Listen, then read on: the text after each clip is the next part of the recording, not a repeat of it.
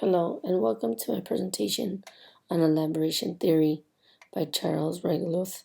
My name is Margaret Annen. This is EDTC 8371 with Dr. Crossland, and it is summer 2022.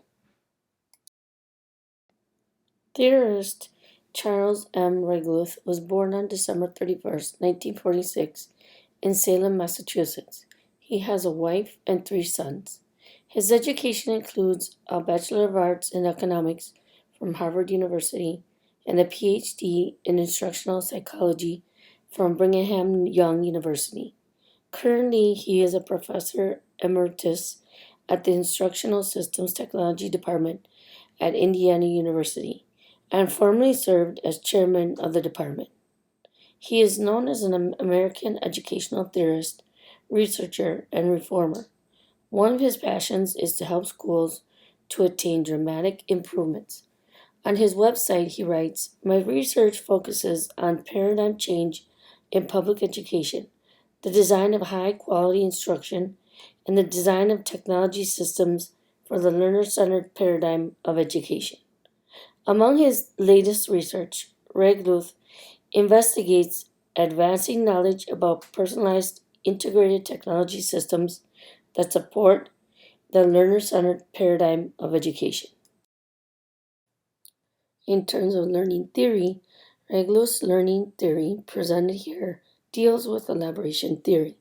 Elaboration theory is defined as an instructional design theory that argues that content to be learned should be organized from simple to complex order, while providing a meaningful content in which subsequent ideas can be integrated.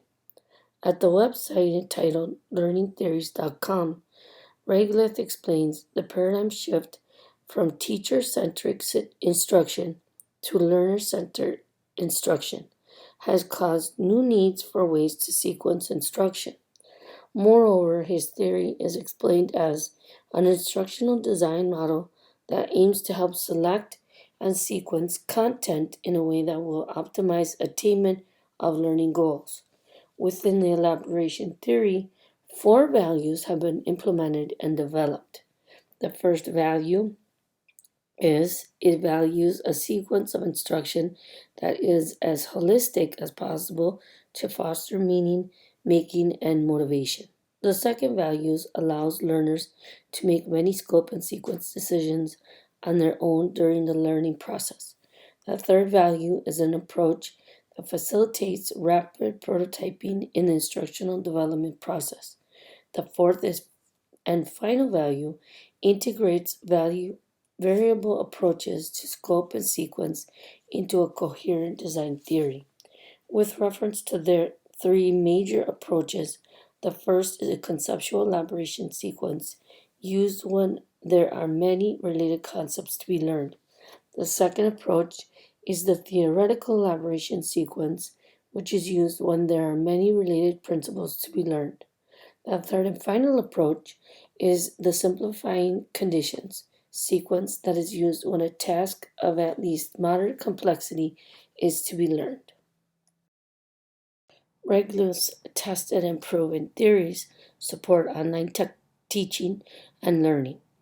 In a Turkish article entitled "Evaluating an Online Programming Instructional Process Organized Through Elaboration Theory," cited Reigeluth suggesting that instructional design processes should be organized due to learner-centered approaches.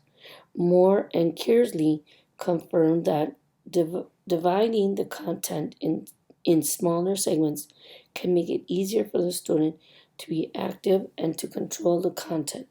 In another study entitled "In Support of Functional Definition of Interaction," Reigeluth's elaboration theory is seen as providing a big picture framework for enhancing the meaningfulness of information.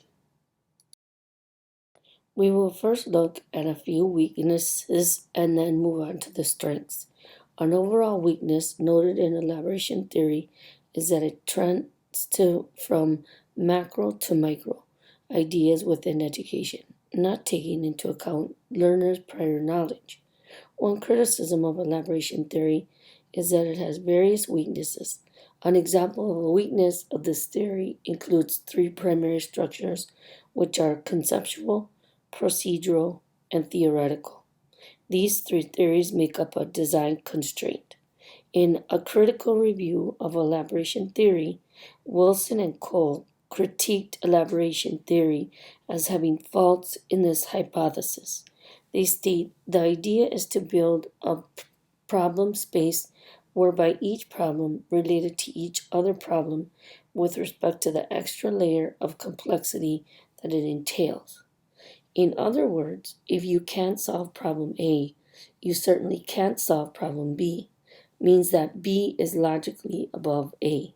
Furthermore, these authors go on to say a more defensible strategy would start from learners' prior schemas, then proceed both up and down the taxonomy into new territory as increasingly difficult but authentic tests require. We now turn our focus to the strengths of elaboration theory. In an article entitled The Elaboration Theory of Instruction, a Model for Sequencing and Synthesizing Instruction, Reigeluth, along with three other scholars, point out four different strengths of this particular theory. In utilizing this theory, the student will have better long-term retention of the parts in education and their career path. A second strength is the student will gain additional knowledge, which is more valuable than segmented information. The third strength is through the utilization of the elaboration theory method, students will enjoy learning. The last strength is the student will have a high motivation to learn the subject matter content. In terms of the future concerning elaboration theory, theorist Reigeluth takes into account suggestions made by Wilson and Cole. They suggest elaboration theory should be reformulated into a set of guiding principles referenced more clearly to learning processes.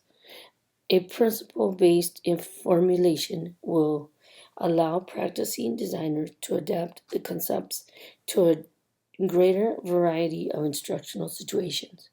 Reigeluth comments, I believe all subject matter has many underlying and interconnected content structures, not just one. Another suggestion made is to remove unnecessary design constraints. A number of elaboration theory prescriptions constrain designer options without a demonstrable return in the form of instructional effectiveness. Reigeluth's response is that he already has made the adequate implementations by simplifying conditions method in which entails working with task experts to identify a very simple kind of case they have experienced that is as representative as possible of the task as a whole. Their third suggestion includes based on organization and the sequencing decisions on learners' understandings as well as on the logic of the subject matter. A fourth consideration in looking towards the future include the idea of having a content structure as well as sequencing strategy to improve the elaboration theory. Thank you very much for watching this presentation, and I hope you have learned many things about elaboration theory. Once again, thank you for your time and listening to this presentation about elaboration theory.